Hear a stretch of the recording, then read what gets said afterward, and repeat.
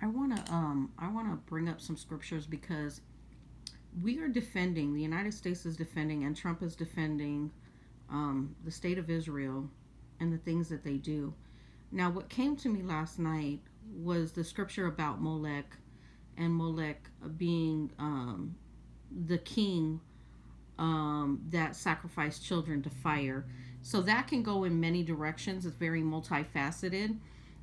We know that the beginning of this country, they used to burn women on stakes with fire, right?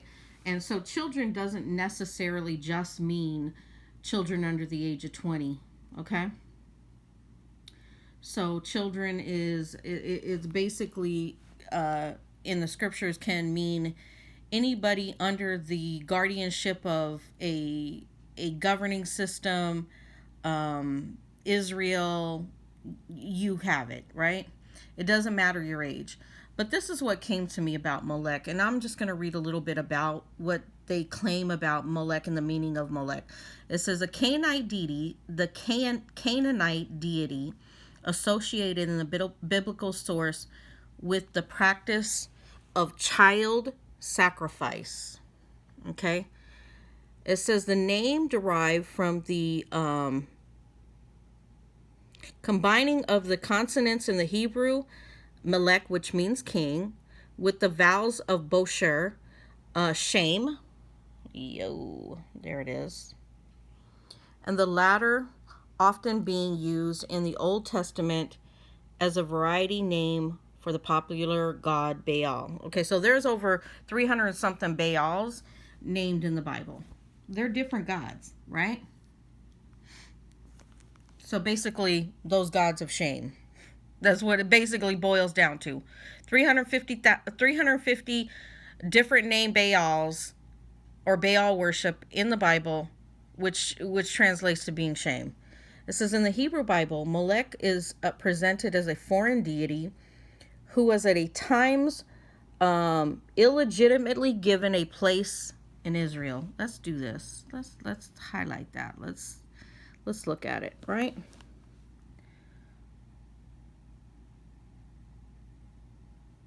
In Israel's worship. Okay? As a result, let me see if I turn it this way. It'd be easier for me to read it. I got my glasses on. I got a pair of glasses on, but they're not my actual reading glasses. It says, in the Hebrew Bible, Molech is presented as a foreign deity who was at times illegitimately given a place in Israel's worship as a result of the syncretic policies of certain apostate kings. Let's look at that. The laws given to Moses by God expressly forbade the Jews to do what is done in Egypt or in Canaan. You shall not give any of your children to devote them by fire to Molech, and so profane the name of your God in Leviticus 18:21. Yet kings such as Ahaz and 2 Kings 16:3 and Manasseh and 2 Kings 21:6, having been influenced. Dang it! These freaking commercial things on the bottom. And 2 Kings 21:6, having been influenced by the Assyrians, are reported to have worshipped Molech at the hilled sites of Topheth outside the walls of Jerusalem. So I just want to let you know that the modern day state of Israel is not this Israel that's spoken of here, right?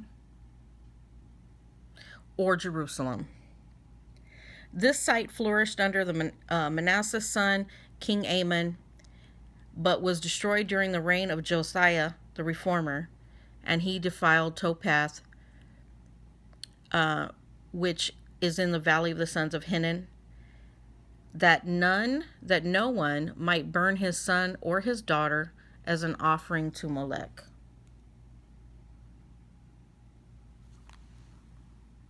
So the human sacrifices that were happening, I mean, they had so many different, right?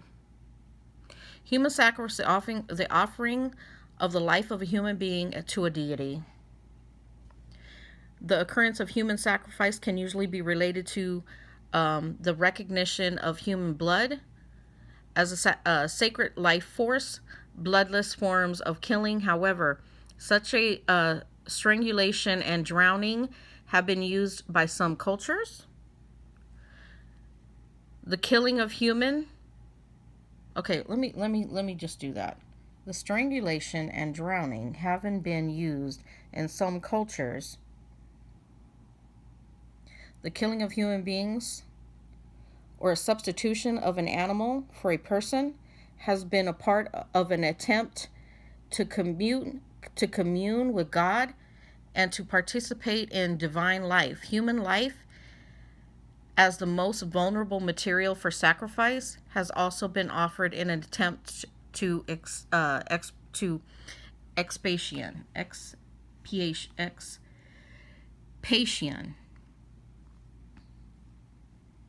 And I got all these commercials, ads.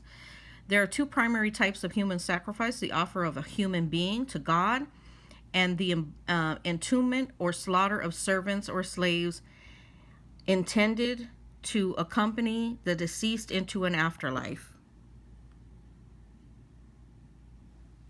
The latter practice was more common in various places in Africa where human sacrifice was connected with ancestor worship, and some of the slaves of the descendants of the deceased were buried alive with him, or they were killed and laid beneath him in a grave.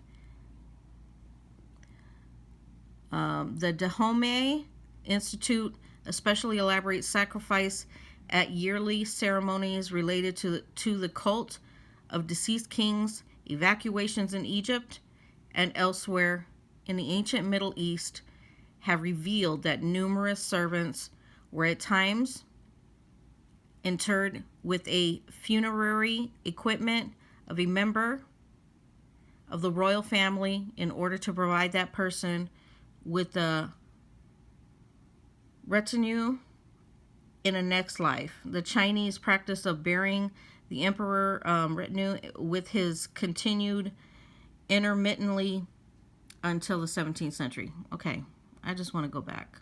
So remember, I told you there's over 350 different Baals or Baal worship in the Bible. Okay?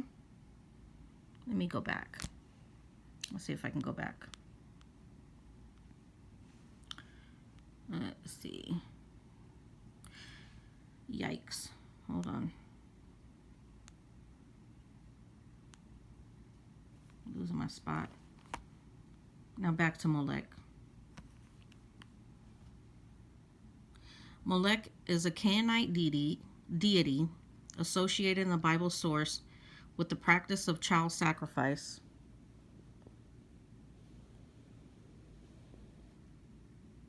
Okay.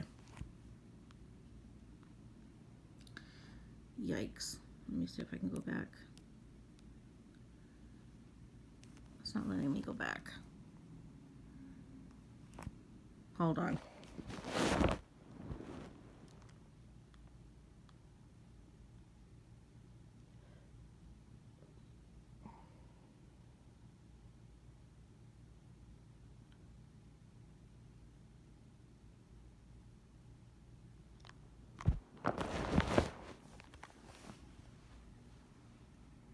Okay, Molech,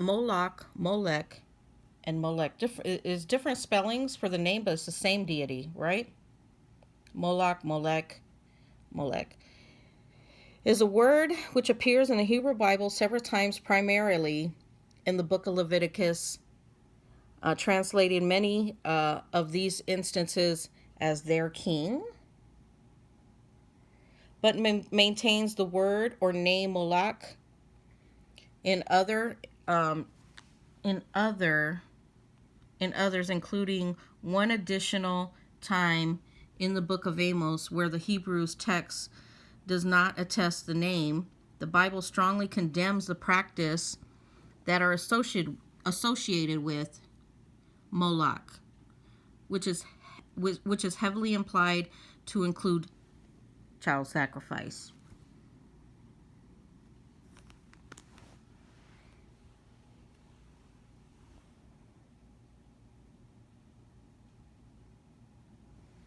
Okay.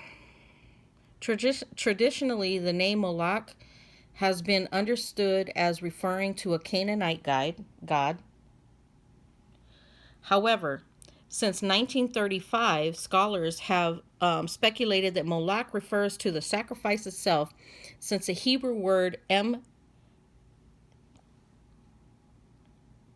MLK is identically in spelling to the terms that mean sacrifice.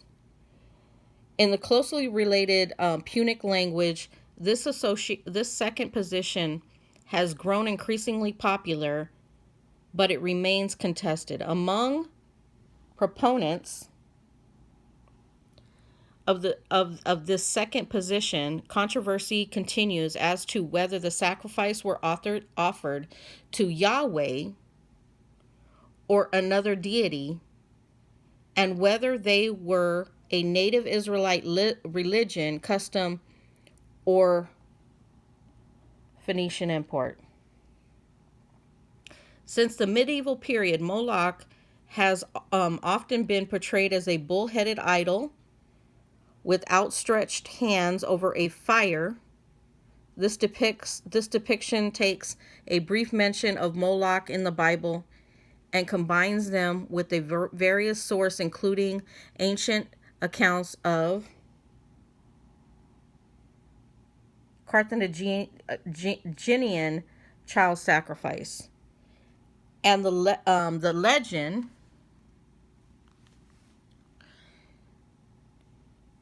of the Minotaur. Beginning in the modern era, Molech has been figuratively used in the reference to a power which demands dire sacrifice.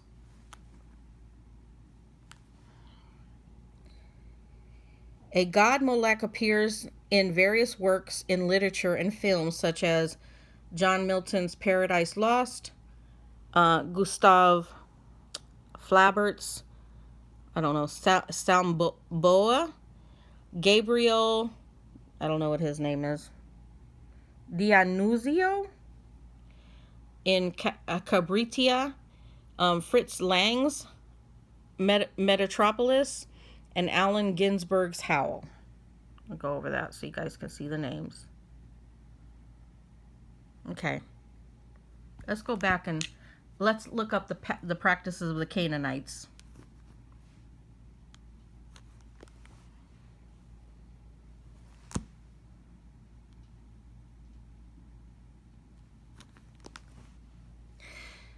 Canaanite religion. Canaanite religion is Syro-Canaanite religion refers to the myths, cults, and ritual practices of people in the Levant during roughly the first 3 millennia BC. Canaanite region were polytheistic and in some cases monolatristic, and they were influenced by neighboring cultures, particularly ancient Egypt and the Mesopotamian region.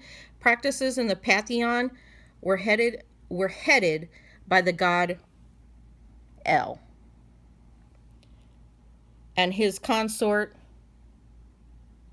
Asherah, with other significant deities including Baal, Anat, Ashtart, and Dagon. Canaanite religious practices included animal sacrifice, veneration of the dead, and the worship of deities through shrines and sacred groves. The religion also featured a complex mythology, including stories of divine battles and cycles of death and rebirth. Archaeological evidence, particularly from sites like Ugarit and literary sources, including the Ugaritic text and the Hebrew Bible, having proved most of the current knowledge about the Canaan region. Let's look at it.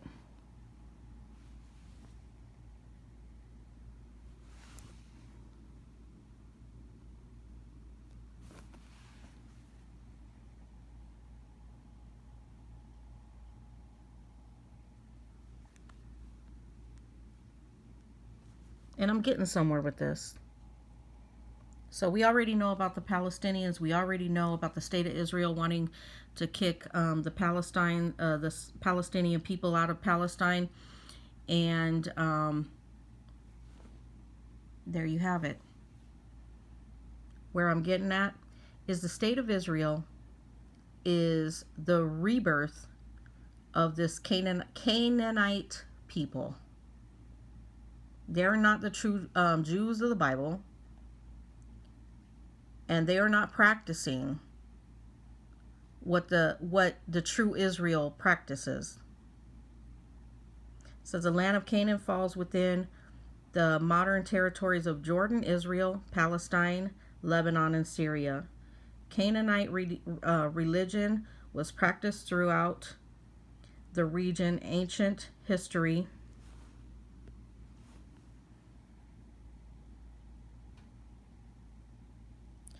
when it was variously divided into city-states, tribal territories, and unified kingdoms.